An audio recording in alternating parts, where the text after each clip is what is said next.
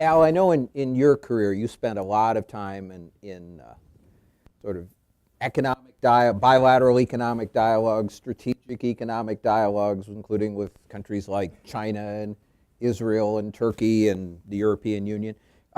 Could you talk a bit about those kinds of dialogues and how they, what's worked or hasn't worked as an economic dialogue, economic Yeah, diplomacy tool?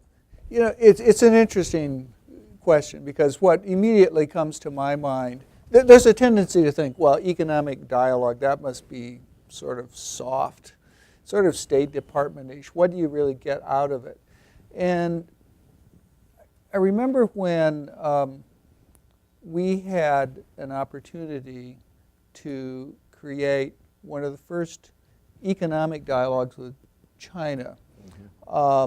Ambassador Rant told me, he said, look, we've got a lot of things going on. Certainly, in the trade agenda, we work very hard, and it's a good, tough, competitive relationship. But it would be useful also to have something where we were just sitting down and discussing with the Chinese, not in a negotiating context so much, but in a sharing of approaches context, how we deal with certain issues.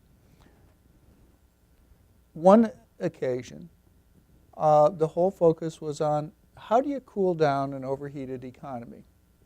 And we had representatives of the Fed and the Council of Economic Advisors come and talk about how you use interest rates and other monetary tools.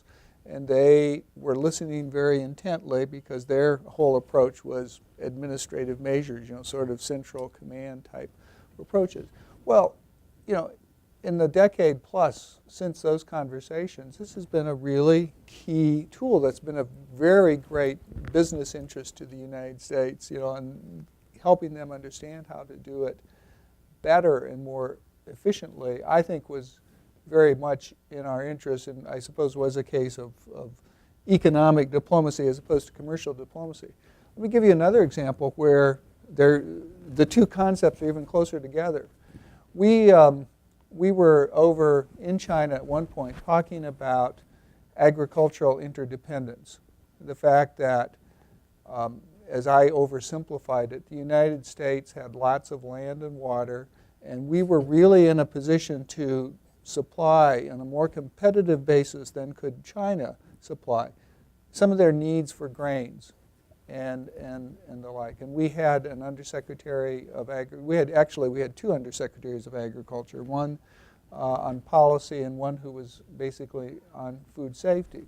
It was a productive conversation. Finally, someone asked, after we had made a comment about crop biotechnology, GMOs, were GMO soybeans or GMO corn really dangerous? And because we had trade disputes going on at the very same time.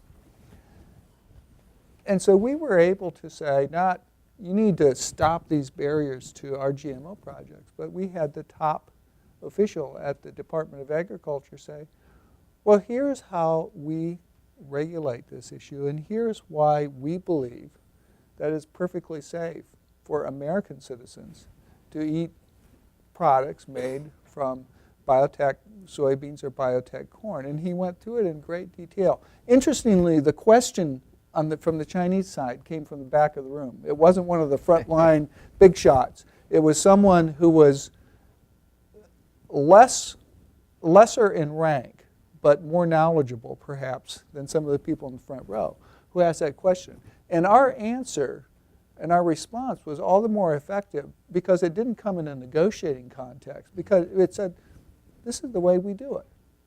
And I think that's a great example of how you can have effective economic diplomacy that advances our commercial objectives, even though that it doesn't start out as a commercial negotiation. So is economic diplomacy a broader, wider range of kinds of things, longer term, shorter term, and commercial diplomacy is more focused, or are they? How would you how would you sort out? I mean, are they the same thing? Are they How do they relate to each other, do you think, Al? Oh, we can. I always say economic and commercial diplomacy, Right. and I think of it as two hands washing each other to some extent. I don't draw sharp distinctions, Yeah. but I suppose, when I used to be out strongly advocating for an American company, either for export sale or an investment dispute, that clearly was in the Right. business advocacy camp for me. When I was working on negotiations to get a new trade round started, or to push the OECD anti-bribery convention over the top, or get some other new international framework in Right. place, I sort of saw that as economic diplomacy. Obviously, it had big commercial impacts, and, Right. and if it hadn't had important commercial benefits, we wouldn't have been doing it. Right. But Yeah. it was more in the economic diplomacy camp. I would I totally agree with that. We can Yeah. noodle it around, but I think where it works best, where we do it overseas, Right. it's whether it's Washington or particularly at embassies, you have an econ team that's together, Right.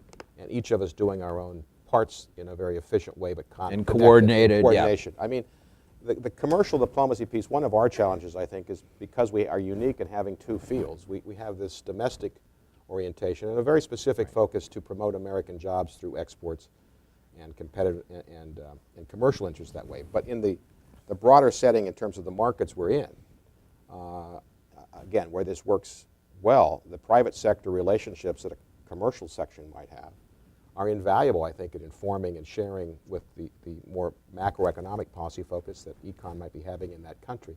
And again, where this works the best, there's no hard line between who does what, I think, because you kind of need Right. to put You're the all talent on the you've same got on the team. same team, and you have a different set of problems in different countries. So I would see very much a commercial, if you will, is a subset component of a broader macroeconomic Right. or economic program that's looking at a larger set of interests, Right. of which U.S. business interests can achieve our own self-interest, but also help advance the causes for broader economic development.